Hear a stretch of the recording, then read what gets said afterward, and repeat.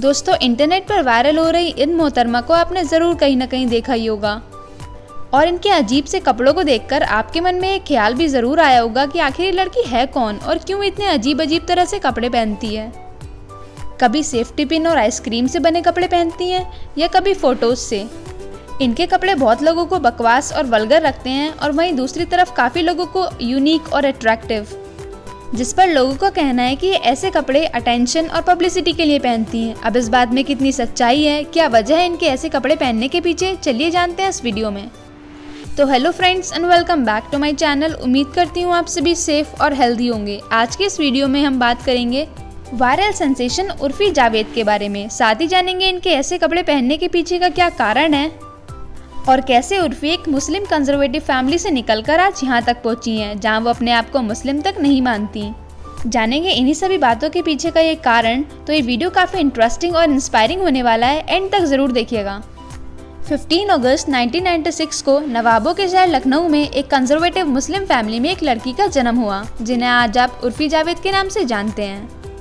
उर्फी बचपन से एक अंडर कॉन्फिडेंट शाय चाइल्ड थी और बचपन से ही इन्हें अपनी क्लासमेट्स द्वारा काफ़ी बुली किया जाता रहा है।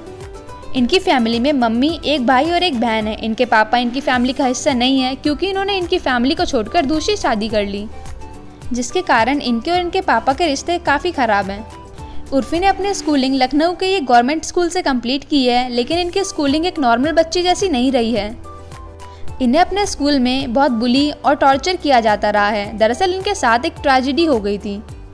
स्कूल टाइम में जब ये केवल 9th क्लास में थी तो इनके क्लास के कुछ बिगड़े हुए लड़कों ने उर्फी के कुछ फ़ोटोज़ लीक कर दिए, जो कि कुछ दिनों बाद अडल्ट साइट्स पर नज़र आने लगे और ये बात इनके घर वालों और रिलेटिव्स को पता चल गई, जिस पर इनके घर वालों ने इन पर बहुत गुस्सा किया और इनका स्कूल जाना भी बंद करा दिया। और दूसरी तरफ रिलेटिव्स ने भी उर्फी को बहुत भला बुरा बोलना शुरू कर दिया। उस समय उर्फी को ये नहीं समझ आ रहा था कि आखिर उनकी गलती क्या है। किसी ने उनकी फ़ोटोज़ अडल्ट साइट्स पर डाल दी तो इसमें उनका क्या कसूर।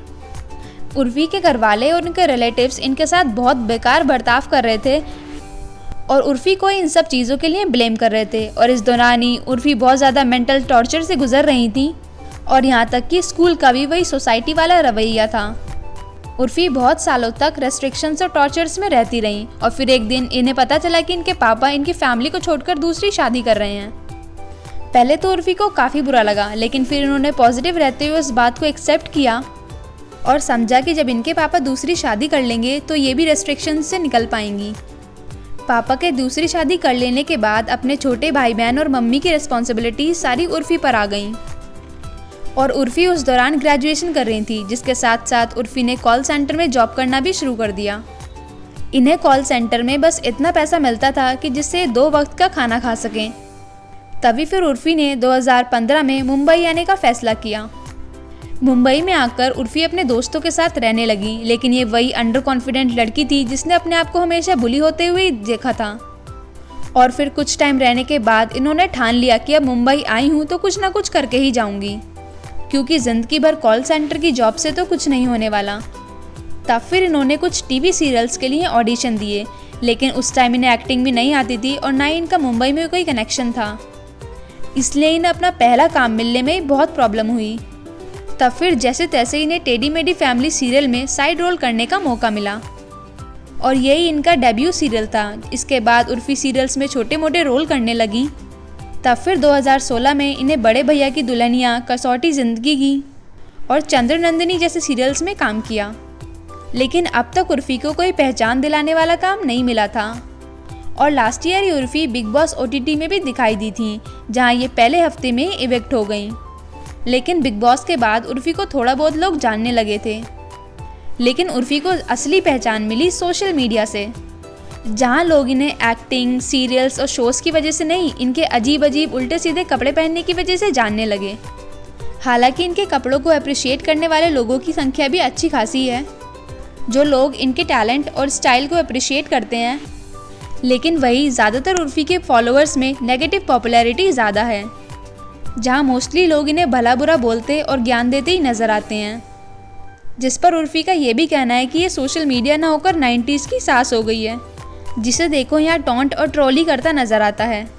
जिससे उर्फ़ी को कोई फ़र्क नहीं पड़ता। वो कहती हैं कि उन्हें हमेशा से ही फ़ैशन डिज़ाइनिंग, क्लोथ्स डिज़ाइनिंग और कुछ क्रिएटिव करते रहने की चाह थी, जिसे उनकी फैमिली वालों और रिलेटिव्स ने कभी फॉलो नहीं करने दिया। लेकिन अब जब उन्हें मौका मिला है तो वो अपनी क्रिएटिविटी सबको दिखाना चाहती हैं। उनका कहना है कि क्यों सिर्फ रेड कारपेट पर ही यूनिक और स्टाइलिश कपड़े पहने जाएं। हमारा मन हो तो रोज़ाना कुछ इंटरेस्टिंग करना चाहिए।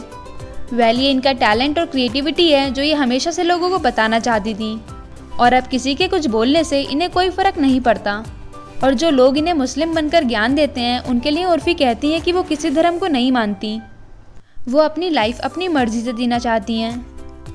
दोस्तों, ये थी उर्फ़ी जावेद की असली कहानी और इनका ऐसे कपड़े पहनने के पीछे का कारण। आप कमेंट में बता सकते हैं कि आपको उर्फ़ी जावेद कैसी लगती हैं। इनका टैलेंट और क्रिएटिविटी आपको कितनी पसंद है, आप कमेंट में लिखकर बता सकते हैं।